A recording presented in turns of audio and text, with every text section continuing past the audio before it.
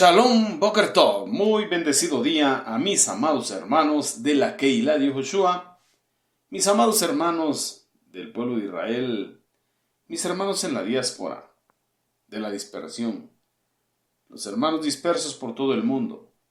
Bendiciones abundantes hoy en este Yom Shabbat, en este día de reposo que el Eterno ha creado para nosotros. Sean todos bendecidos en grande manera. Gracia, misericordia y paz os sean multiplicados en Yeshua HaMashiach, Adón nuestro. Quien les habla es su hermano, José Antolín Meléndez, de aquí de la República Mexicana, transmitiendo desde cabina en vivo, aquí en Extensión México, hoy para compartir mi comentario a la Parashá, a la porción de Torah que hemos estado estudiando durante toda la semana y que hoy compartimos en este Yom Shabbat, en este día de reposo, nuestros comentarios por Radio Shalom, la estación con el Espíritu. Y bueno, aprovechando también los tiempos en las ondas radiales de Radio Shalom, enviamos bendiciones y un fuerte abrazo a nuestros amados mentores, a Harun Morales y su amada esposa, la Morara Celide Morales. Ellos son los Morim Berroim, pastores y maestros aquí en la Keilah de Yehoshua. Son los fundadores de Asambleas Alfa y Omega Incorporado en el sur de Los Ángeles, California, que da cobertura espiritual, moral y legal a lo que es Congregación del Yo Soy, a Radio Shalom, al Instituto de las Raíces Hebreas, a la Keilah de Yehoshua y a diferentes ministerios en todo este Olam. Bendiciones abundantes para ustedes, mis amados, al igual que para cada uno de los que nos sintonizan por Radio Shalom, la estación con el Espíritu. Aleluya. La parashá de esta semana se intitula Vayomer Faro. Vayomer Faro, traducido o transliterado a nuestro idioma, y dijo Faraón. Vamos a ver qué dijo Faraón. Mire, esta parashá está compuesta por una cita bíblica en lo que es la bendita Torah, el libro de Bereshit, Génesis, capítulo 41, del verso 38 al verso 17 del capítulo 42. Tenemos otra porción en lo que es Yesayah Haneví, el profeta Isaías, capítulo 11, versos del 2 al 9. Está compuesta también por Tehilín, Salmos, el 39. Y en el Brit Hadashah tenemos también una porción en lo que es el libro de los Hechos, libro de Hechos de los Apóstoles, capítulo 7, versos del 1 al 19. Bendecimos al Eterno por este día de reposo, este día de delicia que Él concede para nosotros, su pueblo. Le agradecemos a nuestra Abacadosh, toda Rabá Abacadosh, por la vida que nos concedes para poder disfrutar de este Yom Shabbat, de este día de reposo, este día que tu Torah nos indica que hay que apartarlo, hay que consagrarlo para ti, para nosotros, y que hay que mantenernos en Kedushá, no hablando nuestras propias palabras, ni haciendo nuestras propias obras, sino deleitándonos en tu presencia. Y en ello hay bendición, pues tu palabra dice y escrito está: deleítate a sí mismo en Jehová, y Él concederá las peticiones, los anhelos de tu corazón. Y aquí estamos, Abacados, para que tú nos bendigas conforme sabes hacerlo. Todo, Beshem de Yehoshua HaMashiach. Amén, be amén. Aleluya. Bien, mis amados, quiero invitarles en esta hora que vayamos ahí al Brit Hadashah, a lo que es el pacto renovado, también conocido como el Nuevo Testamento, pero lo que es el Sefer, el libro de Hechos de los Apóstoles, en lo que es el capítulo 7. Miren nada más cómo Esteban da un sermón en lo que es su defensa de que estaba siendo castigado, estaba siendo hostigado. Bueno, finalmente fue asesinado. Y vemos aquí lo que es la defensa y la muerte de Sefanyá, de Esteban. Y mire lo que dice el Brit Hadashah. El Cohen Hagadol, que estaba ahí presente, hizo una pregunta y en signos de interrogación él preguntó: ¿son estas acusaciones verdad? ¿Es verdad de lo que te están acusando? Y Sefanyá dijo: hermanos y padres, escuchen. El Elohim de gloria apareció a Abraham Avinu en Mesopotamia, antes que él viviera en Narán, y le dijo: sal de tu tierra y de tu parentela y vete a la tierra que yo te mostraré.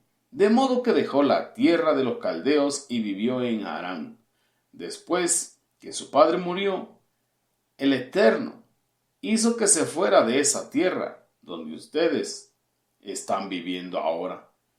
Él no le dio herencia en esta tierra, ni siquiera espacio para asentar un pie, pero le prometió dársela en posesión a sus descendientes después de él, a pesar de que en ese momento no tenía hijos.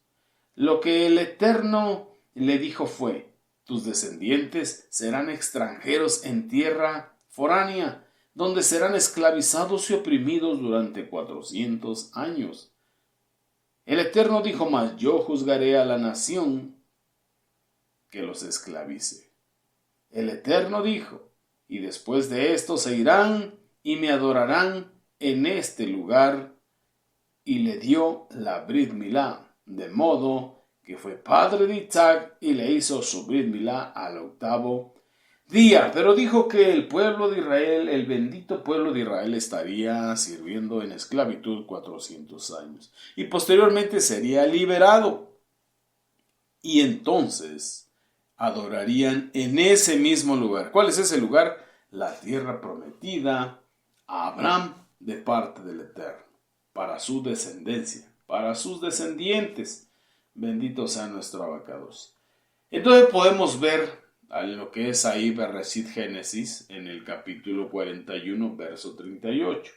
Ahí vemos el título de nuestra parashá. Ahí podemos ver Vayomer Faro. Y dijo Faro, ¿a quién le dijo? A sus sirvientes. ¿A qué sirvientes? Los que estaban con él como testigos cuando Yosef ben Jacob, José hijo de Jacob, estaba dando la interpretación, y no solamente la interpretación de los sueños de Faro, sino también el mecanismo, la forma en que tenía que administrar la producción de los 7 años de abundancia. Bendito sea el Eterno. Entonces Faro le dice a sus sirvientes: ¿podrá acaso ser hallado otro hombre como este, en quien se encuentre el Ruach de Elohim? Faro, en el verso 39, le dice a Yosef: puesto que el Eterno, Elohim Sebaot, te hizo saber todo esto, no hay entendido ni sabio como tú.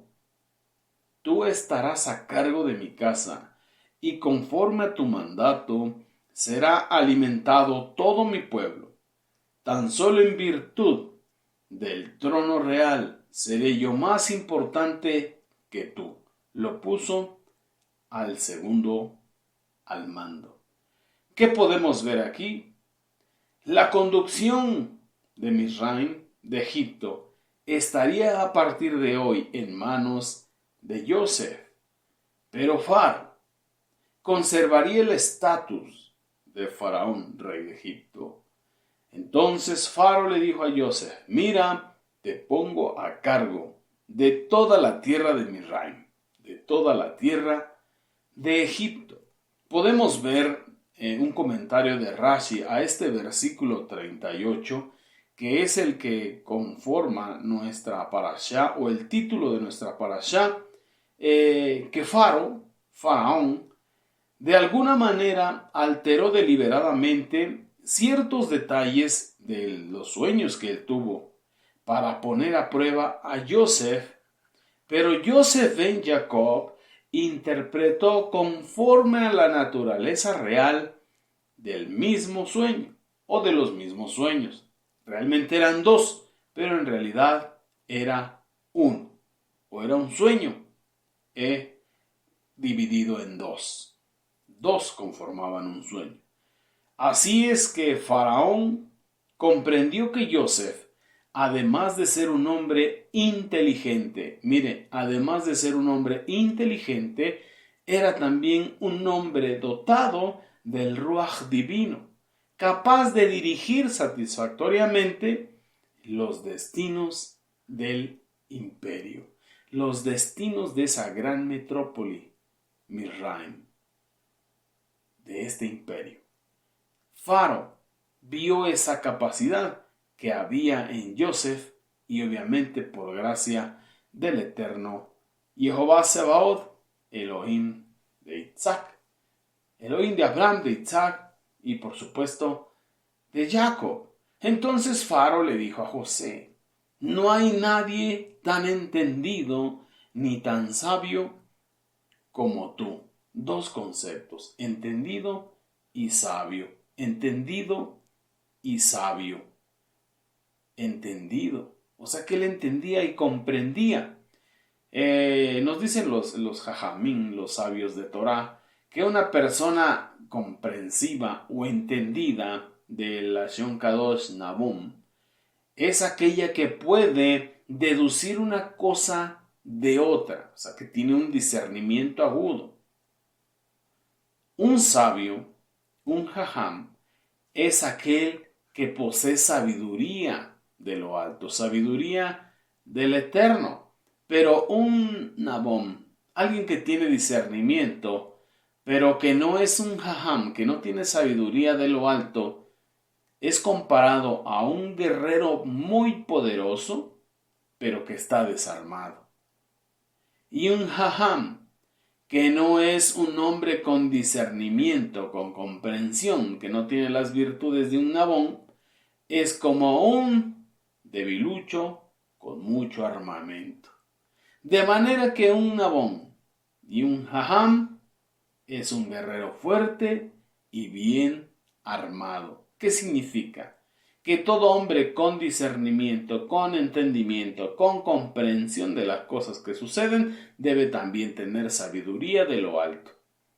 Es el complemento, una cosa de la otra. Un guerrero bien armado, fuerte, listo para la batalla, debe de tener discernimiento, entendimiento, comprensión de las cosas y sabiduría de la que proviene del Eterno, de la que proviene de lo alto.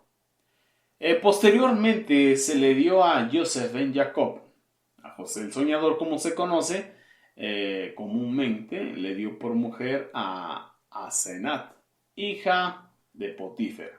Como nos lo dice el verso 45 del capítulo 41, que es el que estamos mirando y estudiando o repasando, bendito sea el Eterno. Podemos ver algo aquí, esa escala, ¿verdad? Ese salto, ese aliyá que tuvo de estar preso a de pronto estar como virrey, como el segundo al mando en esta gran metrópoli, en esta potencia, en esos tiempos, hablando de Misraim, de Egipto. Y podemos darnos cuenta, como nos dicen los sabios de Torah, que cuanto mayores son los logros en una persona, más susceptible se vuelve esa persona de corromperse. Cuanto mayores son los logros que tiene un individuo, más riesgo tiene de corromperse. Entonces podemos ver que un rendimiento fructífero en la vida de una persona, ya sea material o espiritual, puede generar una arrogancia en el corazón que corroa o que corroe todo lo que hay de bueno y de divino en esa persona. Por eso escrito está en la bendita Torah que aquel que se humilla, el Eterno lo exalta, pero aquel que se exalta a sí mismo tiene que ser humillado, tal y cuando nos dice David Hamelech, el salmista: antes que fuese yo humillado, descarriado, andaba, bendito sea nuestro Abacadosh. Nos comentan los sabios de Torah en el Midrash que las semillas de cada región fueron guardadas obviamente en silos y con polvo de esa misma región, y que el polvo de esa misma región, una dosis de ese polvo, es la que preservaba la semilla de esa misma región. Así que por eso es que hizo silos en diferentes ciudades para que el fruto de la tierra, el producto de la tierra, fuese guardado en esos mismos lugares. ¿Por qué? Porque encontramos en el libro de Eliezer que las semillas que tenían en casa o embodegadas en ciertos lugares se llenaron de moho, se echaron a perder, no estaban conservadas. Nos dicen los sabios de Torah que quien satura sus éxitos con humildad y modestia garantiza su conservación como fuerzas positivas y constructivas en su propia vida y en la de sus semejantes. En la vida propia y en la de sus semejantes. Pero ¿qué hay que hacer? Saturar. Así como la semilla era guardada con esa dosis de polvo, así nosotros tenemos que guardar la sabiduría, el discernimiento, el entendimiento, la comprensión de las cosas en humildad y modestia, porque toda la gloria, honor y alabanza es solamente para Él, para el Padre de las Luces, Beshem de Yehoshua HaMashiach. Posteriormente a Yosef ben Jacob, a José el soñador le nacieron 2 hijos, como nos lo dice el verso 50. ¿Dónde sucedió esto? En el Galut, que es el Galut, el exilio, ahí en Misraim. Pues él, siendo descendiente de Jacob, y cuyo destino era la tierra de Canaán, tierra que fluye leche y miel, de pronto se encuentra exiliado, vendido como esclavo en Misraim. Entonces, ese es el Galut, el exilio en Misraim, que tipifica este sistema del mundo, este sistema de cosas. Entonces, en el exilio, en el Galut, un individuo, una persona, se ve privada de su hogar, de su entorno, donde él conserva su emuná, su fe, donde él domina, donde él controla, donde se hace lo que él dice. Y bueno, ¿qué hace el Galut? Nutre su crecimiento y estimula sus logros. Entonces el Galut tiene un lado positivo, pero precisamente porque priva a la persona del apoyo de su entorno, de lo que él conoce, de lo que él sabe, de lo que él domina, su contorno natural, familiar, sus costumbres y tradiciones, entonces es donde el estado del Galut obliga al individuo, obliga a la persona a recurrir a los confines internos de su alma y extraer de ahí reservas de compromiso y determinación que nunca se han aprovechado en tiempos tranquilos, que nunca se han aprovechado donde está relajado en sus dominios.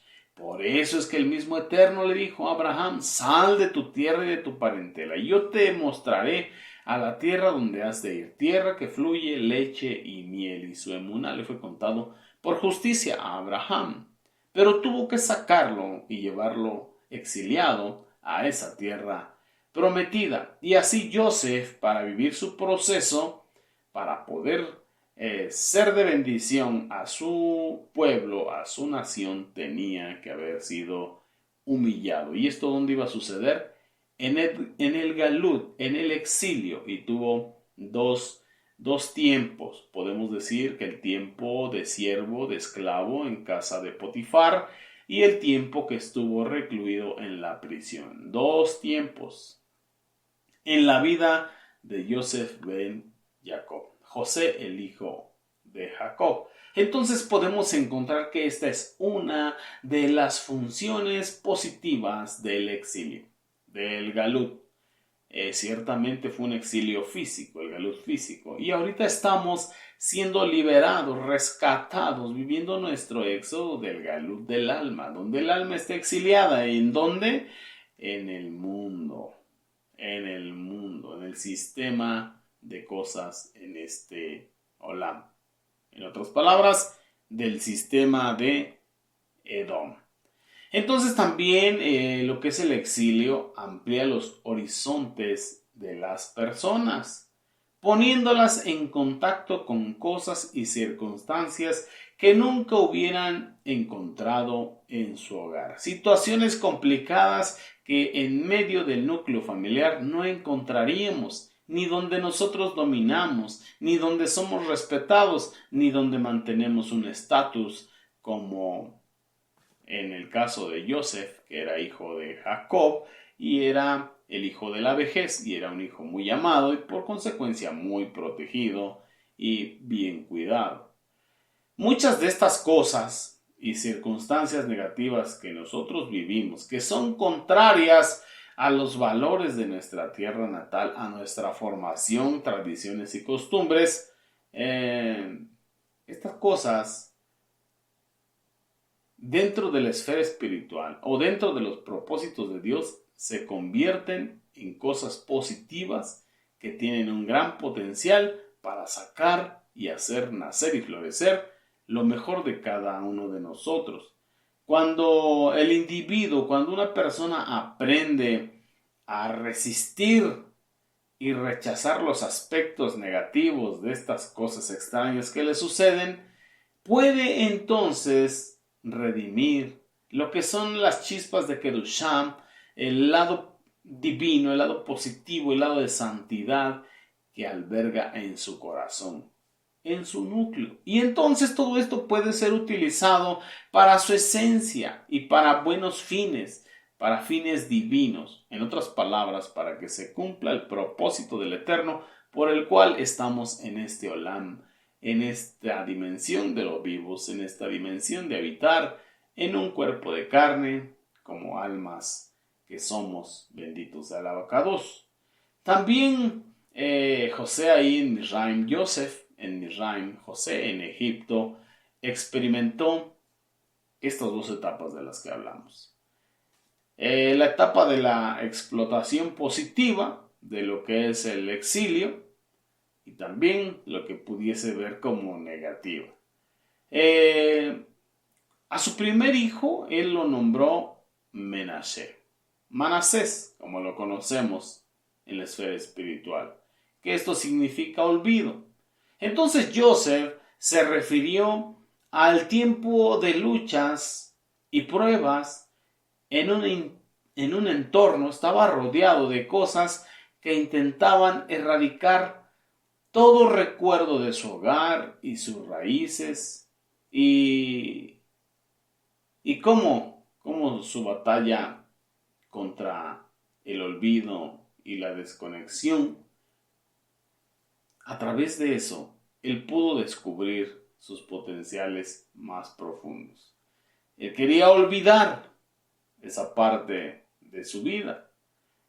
Mas, sin embargo, llegó un segundo hijo. Estamos hablando de Efraín.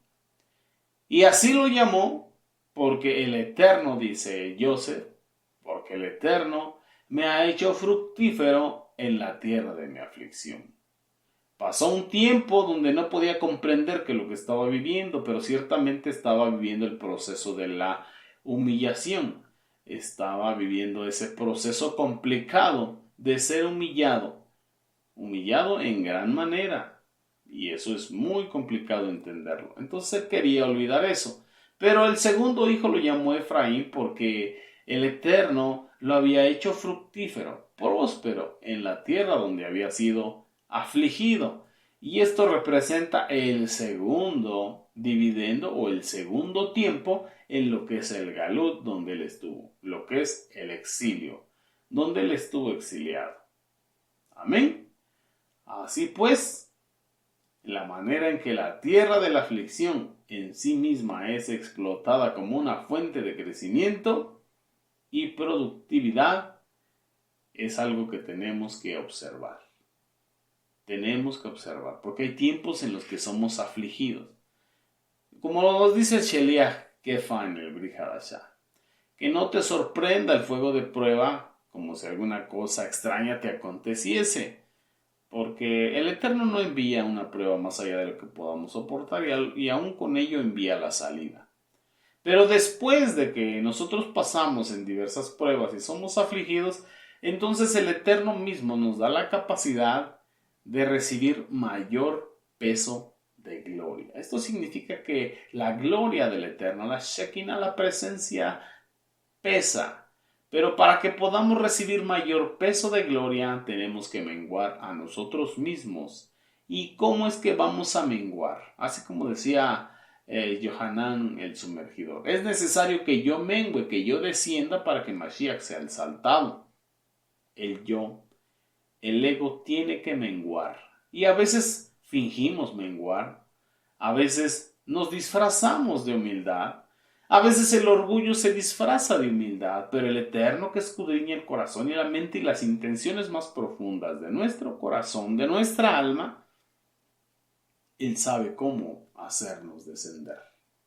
Y es en el proceso que pasó Joseph ben Jacob. Así que tenemos que estar atentos al crecimiento y a la productividad en el lado positivo que el galut, que el exilio, nos otorga cuando somos aprobados, cuando salimos victoriosos de ese proceso, cualquiera que sea, porque el Eterno sabe en qué proceso meter a cada ser humano.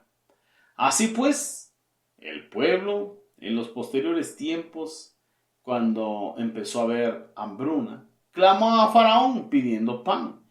Y Faraón le dijo a todo Misraim: id a Joseph y haced todo lo que él os diga, como dice el verso 55. Ya para el verso 1 del capítulo 42, ya había hambruna también ahí en tierra de Canaán. Entonces Jacob vio que había trigo en Misraim, había alimento en Misraim, y dijo a sus hijos: ¿por qué os exhibís así? ¿Por qué estáis así? Entonces los 10 hermanos de Joseph descendieron a comprar trigo en Misraim, porque ya hacía falta el pan. Pero aquí nos surge una pregunta: ¿por qué se les llama hermanos de Joseph y no hijos de Jacob? Como pudimos darnos cuenta al principio, trataron de matar a Joseph y luego lo vendieron, o sea que no le tenían tanto aprecio. Y aquí la Torá nos enseña que eran hermanos de Joseph. Sí lo vendieron. Pero bueno, también encontramos en el libro de Yacer que ellos se arrepintieron de lo que habían hecho y buscaron a Joseph. Y lo fueron incluso a buscar a Misraim, pero no lo encontraron. Lo buscaban en las calles, los buscaban en la casa de cita, lo buscaban en la taberna, pero no estaba ahí. No se imaginaron que estaba como siervo en casa de Potifar, y posteriormente no se imaginaron que pudiese estar preso en la mazmorra de Misraim de Egipto. Ellos querían regresárselo a su papá. Ellos querían nuevamente ver la felicidad en el rostro de su padre. Así que cuando Jacob les dijo que fueran a Misraim, todos decidieron mostrarle amor fraternal y aceptar lo que su padre les estaba diciendo. Ya Yehudá había regresado de su formación, de su proceso, y estaba nuevamente con sus hermanos. A veces la necesidad es la que une a la familia y nuevamente estaban todos juntos, bendito sea el abacados. Pero a Benjamín, el hermano de Joseph, el hermano menor, Jacob no le permitió ir con sus hermanos. Nos dice el Midrash que él dijo en su corazón: no sea que le suceda alguna desgracia, tal y como le pasó por ejemplo, a Raquel. Jacob tenía temor de que los hijos de Raquel pasaran el mismo proceso que Rachel, ya que Rachel había perecido en el camino, y él meditó en su corazón y dijo: bueno, su madre murió en el camino. Envié a Joseph a buscar a sus hermanos, a traerme un informe de lo que ellos hacían, y pereció en el camino y nunca regresó. Quizás si Benjamín es enviado o sale, corra con el mismo destino. Entonces Jacob tomó la decisión de que Benjamín se quedara con él. Así pues, los hijos de Israel vinieron a comprar granos de trigo, fueron a Misraim, descendieron para comprar lo que es los víveres entre todos los que iban a comprar, porque hubo hambruna no solamente en Misraim, hubo hambruna no solamente en Canaán, sino en toda esa área, en toda esa parte. Así nos dice la bendita Torá. Entonces Joseph sabía que sus hermanos iban a descender a Misraim. Estaba seguro que eso iba a suceder. Nos dice un Midrash que él puso guardias en las 10 puertas de la ciudad y ordenó que anotaran los nombres de todos aquellos que entraban y le hicieran saber cuando se presentaran aquellos que dijesen: estas son nuestras credenciales y somos Ben Jacob, del pueblo de Israel, de tierra de Canaán. Entonces, cuando ellos llegaron, fueron arrestados y llevados delante de la presencia de Joseph. Para esto Joseph los acusó de que eran espías. Y ellos se defendían argumentando que eran hombres de bien, hombres rectos, temerosos de Dios y apartados del mal. Y le respondieron que eran 12. Y Joseph los interrogó, ¿cómo 12 si yo nada más cuento 10? Y bueno, ellos le respondieron, en realidad somos 12 hermanos, 12 hermanos y una hermana. Pero de los hermanos uno de ellos está muerto y el otro está con nuestro padre, pues es el hijo pequeño. Entonces Joseph les dijo que fueran y lo trajeran y comprobasen que eran hombres de bien y que hablaban verdad. Y tomó a Simeón, y lo ató a la vista de todos. Y si recuerdas, fue Simón el que quería asesinar a Joseph, el que aconsejaba asesinarlo, el que lo empujó a la cisterna. Y era Yehudá el que decía, no, mejor hay que hacer negocio, hay que venderlo. Entonces, a Simeón lo tomó y lo ató. Tenía dos propósitos. Uno, que cosechara lo que había sembrado un día, y otro, separarlo de Leví, para que no hicieran una matazón como la habían hecho anteriormente. ¿Recordamos? Fue una masacre lo que hicieron. Bueno, Simeón dijo a sus hermanos que él se quedaba y que ellos descendieran a tierra de Canaán y regresaran con Benjamín, con su hermano menor. Entonces no podían hacer nada. Ellos tenían que ir, tenían que descender, ir a casa y pedirle a Jacob que permitiese que volviese con ellos Benjamín. Así es como empezaron a suceder las cosas. Entonces los hermanos de Joseph vinieron y se inclinaron ante él. Y Joseph en ese momento se acordó de los sueños que había tenido acerca de ellos y les dijo, ustedes son espías. Ustedes son espías. Pero se fueron a postrar a él. ¿Por qué Joseph? Nos podemos preguntar, ¿por qué Joseph no le notificó a su padre, Jacob, durante todos estos años que él estuvo como virrey antes de este proceso de la hambruna, que él estaba vivo?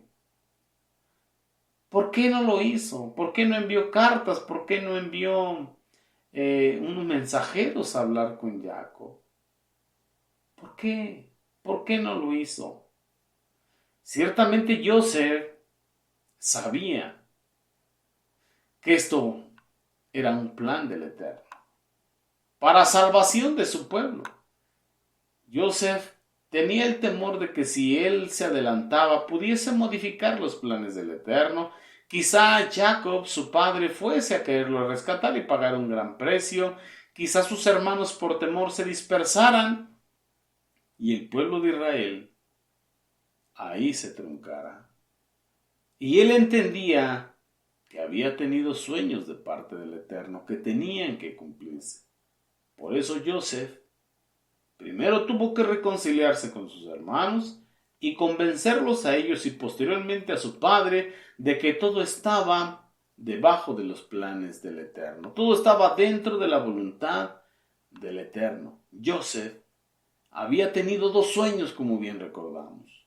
Uno en el que las gavillas de sus 11 hermanos se inclinaban ante la suya, y un segundo sueño en el que el sol, la luna y 11 estrellas se inclinaban ante él. Sabía entonces Joseph que ambos sueños estaban destinados a cumplirse exactamente como el Eterno lo había mostrado y en el orden en el que se le habían presentado estos sueños. Esto explica por qué Joseph actuó de la manera en que lo hizo.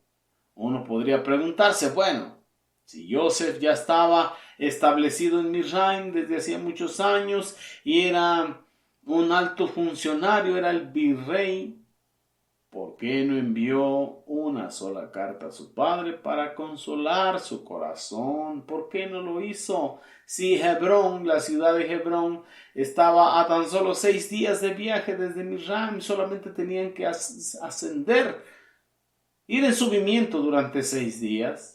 Seguramente su padre hubiera buscado la forma de ir por él, de ir y rescatarle.